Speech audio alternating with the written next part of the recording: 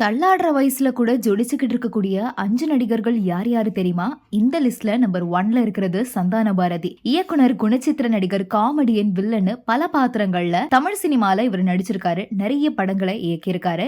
இவரு இப்போ மஞ்சுமல் பாய்ஸ் மூலமா மறுபடியும் ட்ரெண்டிங்ல வந்திருக்காரு. இதுக்கு அடுத்தது டெல்லி கணேஷ். எந்த ஒரு கதாபாத்திரமா இருந்தாலும் அதை சிறந்த முறையில வடிவமைச்சு தன்னுடைய கேரக்டருக்கு நிகரா பேச வைக்கிற அளவுக்கு டெல்லி கணேஷ் பயங்கரமான நடிப்பை வெளிப்படுத்துவாரு. 300 படங்களுக்கு மேல நடிச்சிருக்காரு. இன்னைக்கு கூட வெப் சீரிஸ்கள்ல பிஸியா நடிச்சிட்டு வராரு. இதுக்கு அடுத்தது ஒய்ஜி மகேந்திரன். நாடகங்கள் மூலமா தன்னுடைய திரைப்பயணத்தை ஆரம்பிச்ச ஒய்ஜி மகேந்திரன் பல படங்கள்ல குணச்சித்திர வேடங்கள்ல நடிச்சிருக்காரு. 74 வயசாக கூடிய இவரு கடந்த ஆண்டு வெளியான மார்க் ஆண்டனி திரைப்படத்துல கூட வித்தியாசமான ரோல்ல நடிச்சிருந்தாரு. இதுக்கு அடுத்தது நிழல்கள் ரவி. 68 வயசு கடந்திருக்க கூடிய நிழல்கள் ரவி 1980ஆம் ஆண்டு வெளியான நிழல்கள் படத்தின் மூலமா அறிமுகமானாரு. இப்ப கூட வடக்குப்பட்டி ராமசாமி திரைப்படத்துல சந்தானம்ங்கிற ஒரு கேரக்டர்ல பயங்கரமா காமெடியில தெரிக்க விட்டிருந்தாரு. இதுக்கு அடுத்தது சாருஹாசன். இன்னைக்கு 94 வயசு நெருங்கி இருக்கக்கூடிய சாருஹாசன் தமிழ், தெலுங்கு, மலையாளம், கன்னடம் போன்ற பல மொழிகள்ல நடிச்சு தன்னுடைய திறமையை நிரூபிச்சிருக்காரு. இது தவிர பல தொலைக்காட்சி தொடர்கள்லயும் நடிச்சு கமலினுடைய மூத்த சகோதரரா இவரு இன்னும் பலம் வந்துகிட்டு இருக்காரு.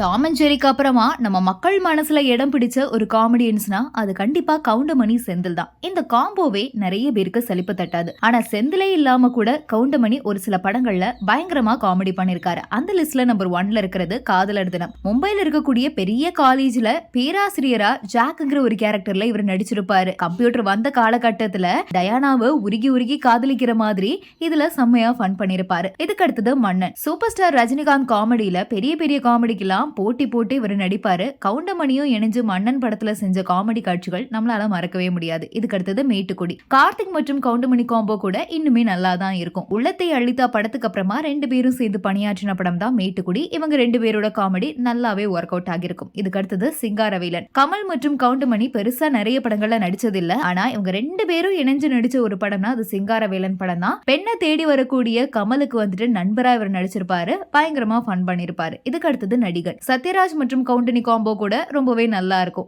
சிரிப்புக்கு பஞ்சமே இருக்காது. அதுலயும் குறிப்பிட்டு சொல்லணும்னா இந்த நடிகன் படத்தை நம்ம சொல்லலாம். வயசான கேரக்டர்ல நடிக்கக்கூடிய சத்யராஜ் மற்றும் மனோரமா கூட இணைஞ்சு பயங்கரமா காமெடி பண்ணிருப்பாரு. 320 படங்கள்ல நடிச்ச கவுண்டமணி காமெடி மட்டும் இல்ல, வில்லத்தனம் கூட பண்ணிருக்காருன்னு சொன்னா நம்புவீங்களா? நிஜமாவே 6 படங்கள்ல பயங்கரமா வில்லத்தனத்துல கூட தெரிக்க விட்டுருக்காரு. இந்த லிஸ்ட்ல நம்பர் 1ல இருக்கிறது கிழக்கே போகும் ரயில்.